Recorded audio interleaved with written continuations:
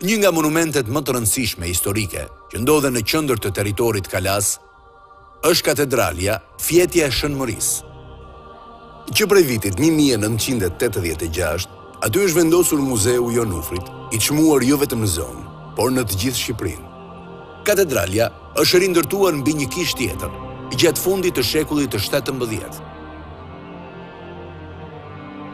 Brenda katedrales ndodhet një ikonostas i mrekullueshëm, i gdhendur në drua are dhe i larë me are.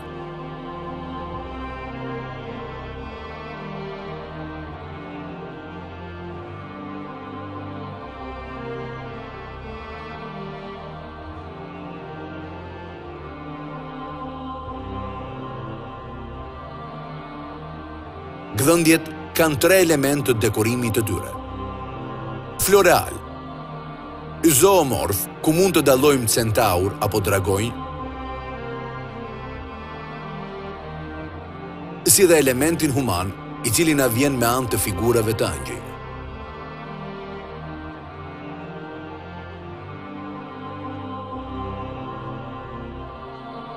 Burimi i jetës është një nga ikonat më me vlerë të shekullit të 18.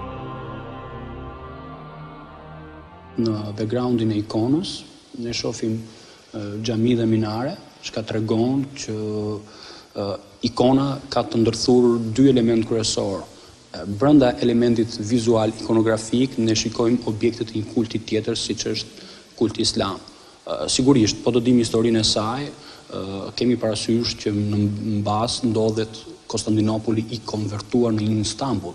Po por të marrim mesazhin që ka dashur të thojë autori i shekullit të 18, për ne sot ai është shumë signifikativ fakti që i ndërthur edhe alternon besimet në atë që quhet ikumenizëm.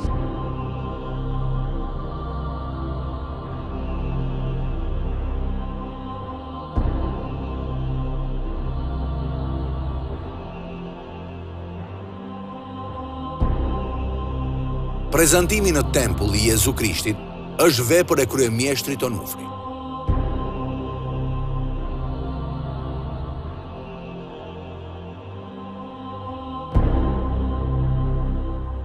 Sigurisht që kjo prezantimi në tempull është nga më të bukurat për faktin nga më të bukurat dhe nga më të diskutueshmet, për atë të kuqen e tij tepër të rëndësishme, pra është vlerësuar në Andrej Grabar.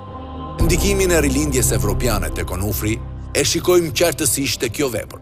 Duhet të tregoj edhe elementet ideor dhe artistik, që është rilindja italiane, ju mund t'i vini re në draperin, në figurat interesante, figurat e shënmërisë, figura e Jezusit. Një element shumë interesant është interieri dhe eksterieri, pra mund të shohim njëkohësisht mjeshtrin e madh Onufri, na jep imazhin që ne ndodhemi brenda në tempull, por njëkohësisht ne shikojmë edhe faqen e jashtme të tempullit. Në shekullin e 16, mjeshtri Onufri dhe ikonograf të tjerë realizonin përzgjedhjet e ngjyrave me element organik, që do të thotë se përdornin lule, rrënjë dhe dhera të ndryshme. Bazë kanë qenë e bardha dhe e verdha e vezës, si dhe oksidi i zingut. Por ngjyra e kuqe që ka përdorur Onufri konsiderohet unikale dhe ende nuk është zbuluar përbërja e saj. E kuqja e tij është gati, unë po bëj një krahasim, mund mos jetë e tillë, gati ngjan me lulen e kuqe të shegës, është gjetur që e ka përbërje oksidi, megjithatë ende nuk gjejmë dot materialin nga cila bim është krijuar. Onufri lindi në shekullin e 16 në Elbasan dhe i përket shkollës së Kretës në studim, e cila në atë kohë ka qenë nën influencën e Venecias. Onufri ka 21 ikona në territorin e Shqipërisë. Pjesa tjetër janë piktura murale dhe afreske.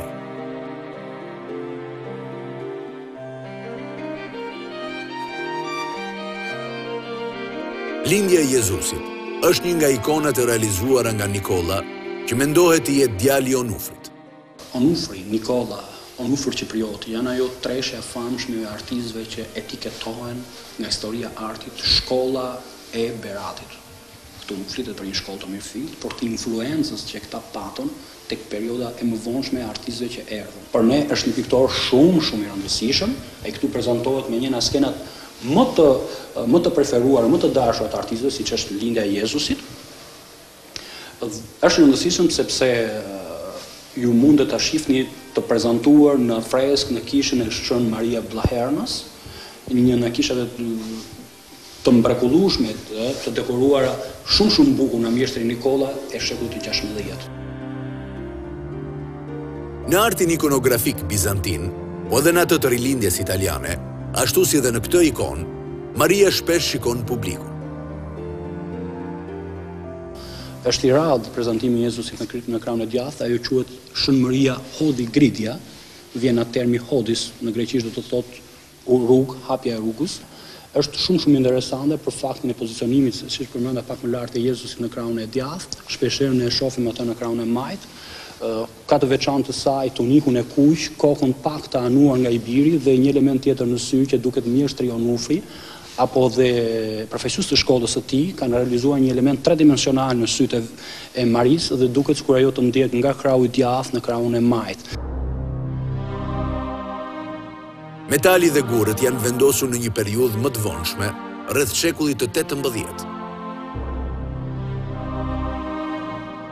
Në atë kohë, ka qenë e përhapur vendosja e metalit për mbrojtje, si dhe e gurëve të çmuar, por t'i dhënë një lloj vlerësimi.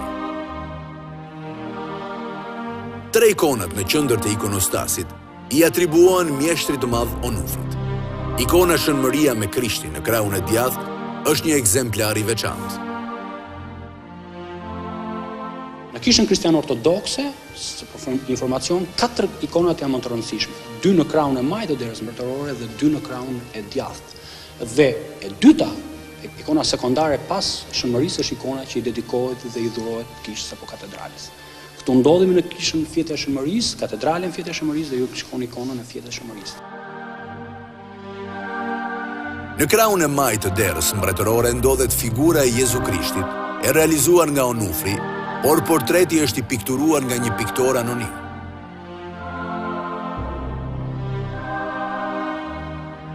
E dyta është Johan Pagzori. Edhe kjo vepër i atribuohet mjeshtrit Onufri.